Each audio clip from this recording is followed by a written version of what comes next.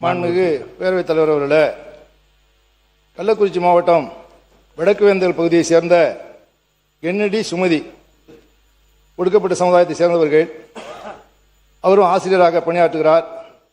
அவருடைய மகன் 19 வயதே ஆன பொறியியல் கல்லூரி மாணவர் அமுதன் 20 பேர் கொண்ட கும்பலால் தாக்கப்பட்டு கொலை செய்யப்பட்டது தொடர்பாக இந்த அவையின் கவனத்திற்கு அனைத்து இந்திய அண்ணா திராவிட முன்னேற்ற கழகத்தின் சார்பில் கழக பொதுச்செயலாளர் எடப்பாடி அவருடைய அனுமதியோடு சில கருத்துக்களை முன்வைக்க விழைகிறேன்.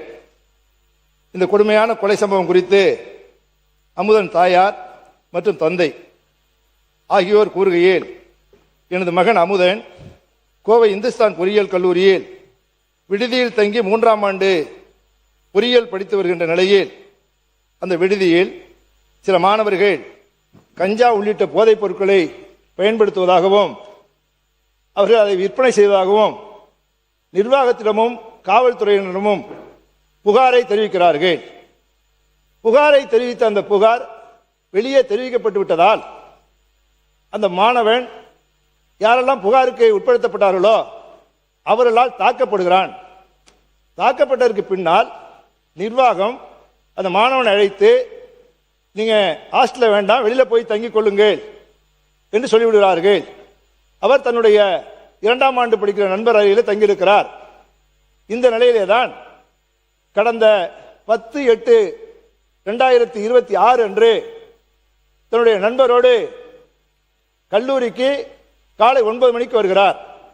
9 மணிக்கு வருகிற பொழுது தீபக் என்கிற ஒரு மாணவன், அவரோடு 20 பேர், இவர்கள் சேர்ந்து அவர் அப்படியே குண்டு கட்டாக தூக்கி கொண்டு பக்கத்தில் இருக்கிற மைதானத்திற்கு கொண்டு சென்று அங்கே இரும்பு கம்பிகளால் அடித்தும் கத்தியால் குத்தியும் கொலை செய்யப்படுகிறார். 20 பேர் கொண்ட கும்பல் அவரை கொலை செய்திருக்கிறார் என்று பெற்றோர்கள் கதறி கூறுகிறார்கள். இந்த சம்பவம் குறித்து கல்லூரி நிர்வாகம் கூறுகிற பொழுது முதல்வர், டீன், PRO ஆகியோர் என்ன சொல்கிறார் சொன்னால், அவர் எந்த விதமான போதைப் பொருள் குறித்த புகாரையும் தெரிவிக்கவில்லை.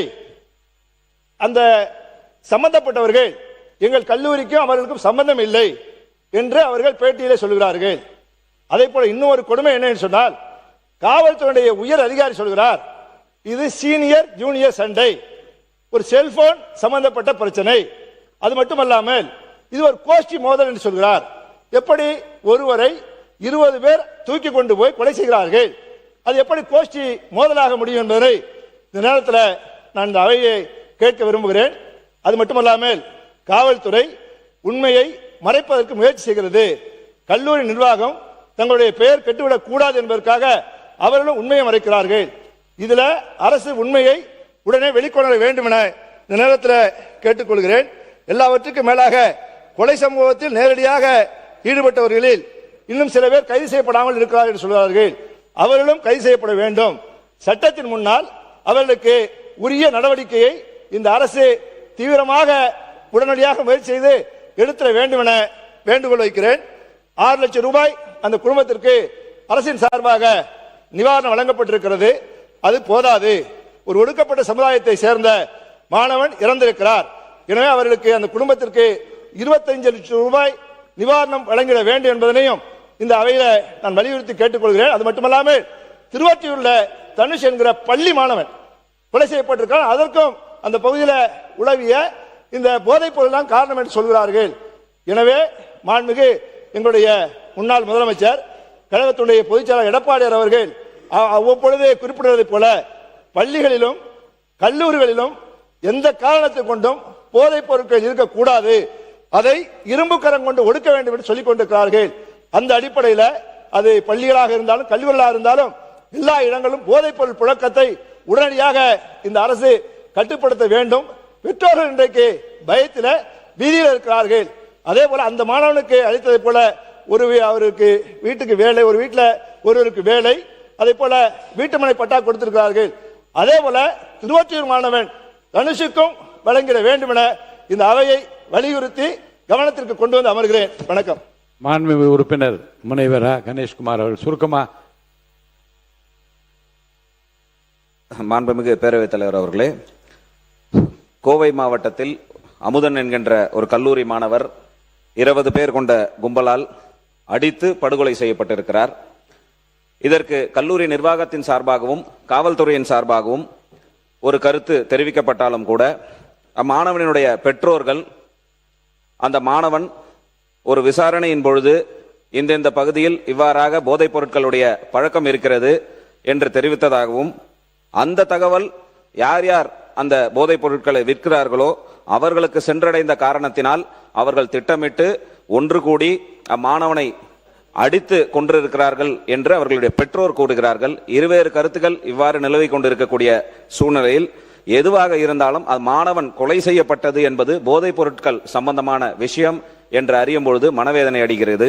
இதேபோல் திருவொற்றியூர் பகுதியிலும் தனுஷ் என்கின்ற மாணவன் அடித்து கொலை செய்யப்படுகிறான். அதற்கும் காவல்துறை சார்பாக ஒரு கருத்து சொல்லப்படுகிறது. பெற்றோர்கள் வேறு விதமாக கஞ்சா புழக்கத்தினால் ஏற்பட்ட தகராறு, ஆள் மாறி இவர்களை தாக்கிவிட்டார், அதனால் இவர் உயிரிழந்து விட்டார்கள் என்று சொல்கிறார்கள். நாம் மனதில் கொள்ள வேண்டிய விஷயம் என்னவென்று சொன்னால், இன்றைக்கு இந்த கஞ்சா பழக்கம், போதைப் பொருள் பழக்கம் என்பது 18, 15 வயது கல்லூரி மாணவர்கள், பள்ளி மாணவர்களிடையே கிடைக்கக்கூடிய சூழ்நிலை இன்றைக்கு இருந்து கொண்டு இருக்கிறது என்பதுதான் நாம் எல்லாம் கருத்தில் கொள்ள வேண்டிய முக்கியமான ஒரு விஷயமாக இருந்து கொண்டு இருக்கிறது. இந்த ஆட்சி பொறுப்பேற்றவுடன் போதை ஒழிப்புக்கென்று தனி படையை அமைத்திருக்கிறோம். அது செயல்பாட்டில் இருக்கிறது. பெண்களின் பாதுகாப்புக்காக சிங்கப்படை அமைத்திருக்கிறோம். அதுவும் நடைமுறையில் நல்லபடியாக இருந்து கொண்டு இருக்கிறது. ஆனால் கடந்த 24 மணி நேரத்தில் மட்டும் 5 கொலை சம்பவங்கள் இன்றைக்கு நடந்திருக்கிறது. இதை பற்றி நான் விரிவாக செல்லவில்லை. ஏனென்று சொல்கிறேன் சொன்னால், நாம் மனதில் கொண்டு யோசிக்க வேண்டிய விஷயம், கடந்த ஆட்சி எந்தெந்த காரணத்திற்காக மாற்றி இந்த ஆட்சி அமைந்திருக்கிறதோ அந்த சம்பவங்களும் அந்த காரணங்களும் போதைப் பொருள் விற்பனையும் பெண்களுக்கு எதிரான குற்றங்களும் இன்றைக்கும் நடந்து கொண்டிருப்பது என்பது வேதனை அளிக்கக்கூடிய விஷயமாக இருந்து கொண்டிருக்கிறது.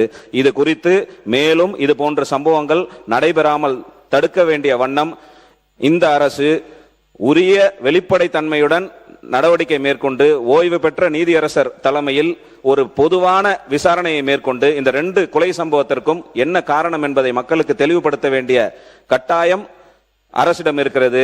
காவல்துறை விசாரணை என்பது போதுமானதாக இருக்காது. அதனால் ஒரு ஜுடிஷியல் இன்வெஸ்டிகேஷன் தேவை என்று கேட்பதுடன் இது போன்ற சம்பவங்கள் மேலும் நடைபெறாமல் தடுக்கின்ற வண்ணம் நடவடிக்கைகளும் கடுமையாக இருக்க வேண்டும், தனி சட்டங்களும் இயற்றப்பட வேண்டும் என்று பாட்டாளி மக்கள் கட்சியின் சார்பாக இதாவே கவனத்தை ஈற்று அமர்கிறேன். மாண்புமிகு உறுப்பினர் எம் போஜராஜன் அவர்கள்.